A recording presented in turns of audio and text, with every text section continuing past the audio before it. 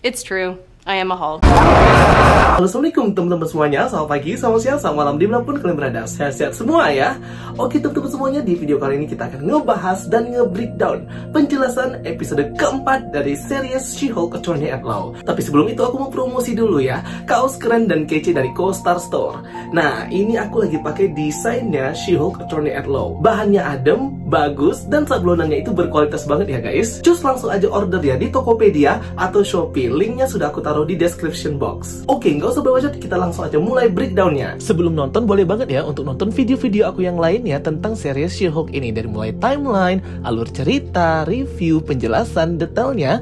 Link video sudah aku pin di kolom komentar. Aku akan menceritakan alur cerita episode keempat plus juga breakdown Easter egg-nya ya. Make sure kalian nonton dari awal sampai akhir. Oke guys, episode keempat ini dibuka dengan menunjukkan seorang penyihir bernama Donny Blaze yang sedang melakukan show atau pertunjukan ya di sebuah tempat atau rumah mistiknya. Dia mempertunjukkan tentang show magic The Ancient Art of Levitation. Jadi dia melayang gitu guys. Donny Blaze ini memiliki nama belakang yang sama ya dengan namanya Ghost Rider Jonathan Blaze atau Johnny Blaze. Jadi ini mungkin bisa di Easter egg kita ke Ghost Rider guys. Tapi pertunjukan Donny Blaze ini seperti membosankan dan membuat orang-orang lain itu males menontonnya ya, karena memang dia ini agak kurang berbakat gitu. Terlihat dia ini seperti mengeluarkan percikan api gitu, dan poster promosi namanya Donny Blaze juga berdesain seperti Ghost Rider api gitu. Bahkan dia memakai kalung rantai dan cincin-cincin yang mirip banget dengan Ghost Rider. Terlihat di sini salah satu kalungnya itu berbentuk kepala Khonshu, tengkorak Khonshu kayaknya ya. Ia pun memanggil Madison sebagai volunteer untuk ikut dalam pertunjukan sihirnya di depan, tapi masih membosankan. Akhirnya dia mengeluarkan sling ring atau cincin seling khusus kepunyaan sorcery di kamar Taj. Dan ini menunjukkan bahwa dia ini dulu adalah muridnya si Wong juga, atau murid Ancient One di kamar Taj. Di sini portalnya itu terbuka agak susah ya, karena memang dia tidak berbakat, namun sukses menghibur para penonton. Si Donny ini nggak tahu ya, dia itu ngebuka portal ke dimensi atau dunianya Goblin. Terlihat di situ ada monster Goblin kepalanya dipenggal. Di Kathmandu, Nepal, aku suka banget ya melihat keseharian Wong ini sebagai manusia normal, bukan seperti sorcerer supreme gitu guys. Jadi dia sedang nonton TV dan tiba-tiba si Madison ini jatuh dari portal yang dibuka oleh si Donny Blaze. Sambil memegang jantung, dia pun berkata ya di mana dia berada. Padahal sebelumnya dia itu sedang ada di dimensi Goblin. Karakter Madison ini juga sama ya aku ngelihatnya, seperti mirip dengan karakter mutant Madelyne Pryor yang seorang Goblin Queen. Alih-alih namanya Madelyne diganti Madison oleh Marvel. Dia juga berkata Goblin, Phoenix. Jadi gitu deh. Memegang jantung, terlihat Madison ini kayaknya punya kekuatan juga ya, bisa mencabut jantung Goblin. Madison diselamatkan oleh Talking God atau kambing yang bisa bicara. Dilihat di kredit scene, kambingnya ini berwarna hitam bermata merah, bernama Jake. Dan juga Madison lagi mabok, mungkin dia nggak tahu itu apa.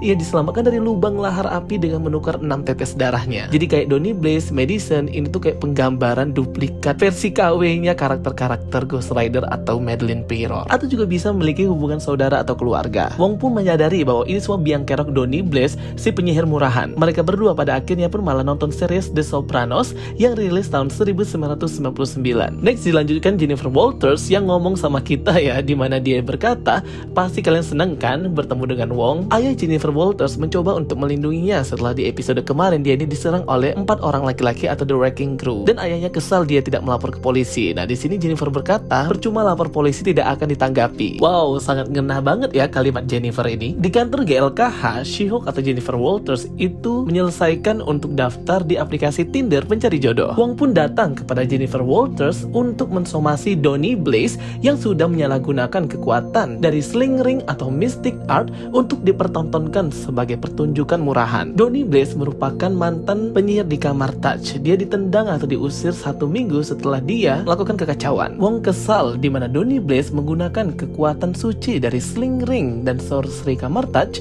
untuk membuka portal ke berbagai dimensi dan mengirim volunteer orang-orang yang terlibat dalam pertunjukan murahannya untuk senang-senang, salah satunya di dimensi Goblin itu. Wong ingin Jennifer Walters untuk menuntut si Donny Blaze ini agar sebagai contoh bahwa kekuatan mystic art itu tidak bisa digunakan untuk main-main. Jadi Wong ini tidak mau main hakim sendiri gitu ya guys, langsung persekusi si Donny Blaze ini.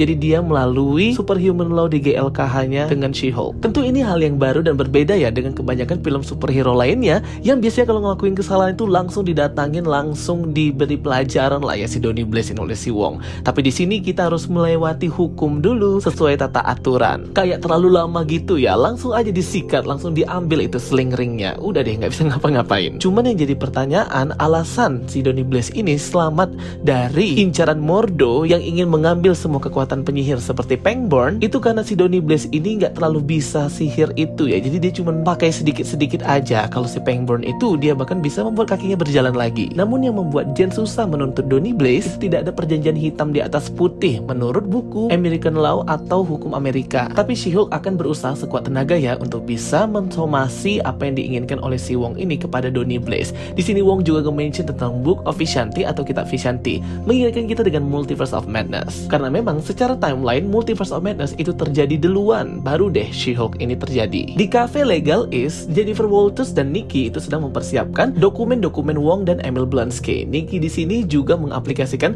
Tindernya si Jennifer Walters ini yang sangat membosankan ya, biar dia match dengan banyak jodohnya. Untung aja ada si Nikki ini yang mencairkan suasana. Di hari berikutnya, akhirnya Wong dan She-Hulk itu menemui Donny Blaze di Castle Mystic-nya. Di ruangan ini mereka pun bertemu ya, dan memperingatkan Donny Blaze untuk tidak mempraktekkan sihir sorcery mystic art kamar touch untuk pertunjukan senang-senang. Namun Donny Blaze menolak, katanya emang sihir itu ada copyright-nya, ada hak miliknya gitu. Wong pun hampir mengeluarkan kekuatannya, namun dihentikan oleh Jennifer Walters dan menuntut Donny Blaze untuk bertemu nanti di persidangan. Wong pun membalas ya dengan trik mengeluarkan bola dari mulutnya.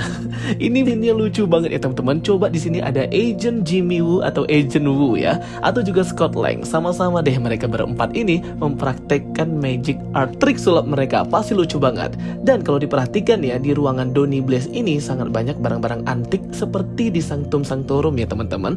Dan kalau bisa dilihat, ini Castle Mystic-nya ini punya Cornelius P. Willows atau si bapak ini guys. Namanya tertulis di awal dan di meja. Jen pun memulai ya dengan matcher Tinder pertamanya, dan itu sangat tidak berjalan dengan baik ya teman-teman. Dia ditinggal dan bahkan harus dia yang bayar. Hari persidangan dengan Donny Blaze pun tiba. Di sini scene-nya itu sangat intens dan kompleks banget. Donny dituntut untuk tidak mempraktekkan lagi pertunjukan sihirnya menggunakan magic art-nya kamar touch itu ya teman-teman. Namun dia tetap masih bisa nih mempraktekkan sihir itu karena didukung oleh keputusan dari hakim dan menunda persidangan ini lagi. Padahal itu kayak simple banget ya, ambil aja sling ringnya, selesai deh. Karena kan sling ring itu juga miliknya Sorcery Supreme dan kamar touch.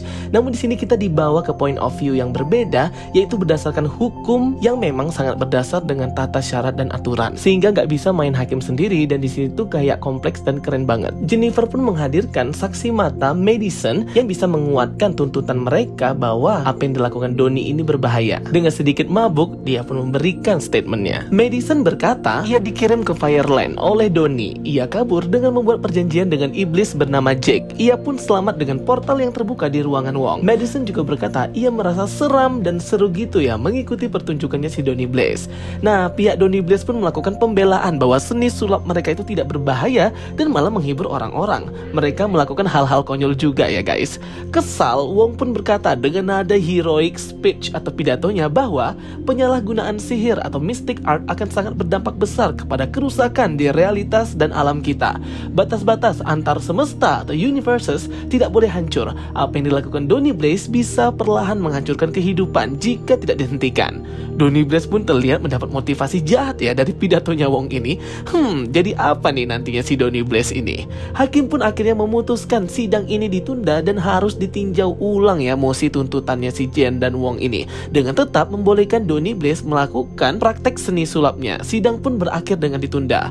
Wong berkata ia mau mengirim Donny Blaze ke Mirror Dimension, namun dihentikan Jennifer. Di rumahnya Jennifer Walters kesal ya, nggak ada Tinder yang match sama dia. Akhirnya dia buat akun baru dengan wajah She-Hulk. Di sini dia ternyata dapat match banyak banget, dan dimulailah ya pencarian jodoh She-Hulk. Dia bertemu dengan banyak orang di Tinder ya, tapi cuman match sama satu laki-laki dokter. Cuman ada satu laki-laki yang baju hitam ini yang mencurigakan ya guys ya. Dia tuh kayak penasaran banget ya. Bahkan dia ngomong gimana caranya bisa menembus kulitnya She-Hulk ini, sama seperti Working Crew di episode kemarin yang mencoba mengambil darahnya Jennifer Walters untuk menciptakan pasukan-pasukan Hulk. Jadi dia ngomong vibranium bisa tidak untuk menembus kulitmu. Nah ini tuh kayak Easter egg, mungkin dia ini ya kepala atau yang penjahatnya di series She-Hulk ini, bosnya Wrecking Crew yang menyuruh mereka untuk mengambil darah She-Hulk. Beralih ke pertunjukan Donny Blaze, ternyata dia ini membuka portal yang salah ya, mengeluarkan seekor merpati yang bertelur monster yang bisa terbang gini ya guys ya. Cepat banget mutasi dan besarnya itu, menyerang para penonton dan dan membuat kekacauan di pertunjukan. Donnie pun segera meminta bantuan Wong untuk mengusir monster-monster ini. She-Hulk yang waktu itu sudah bertemu dengan jodohnya atau matchernya di Tinder, sedang ngobrol bareng di rumahnya,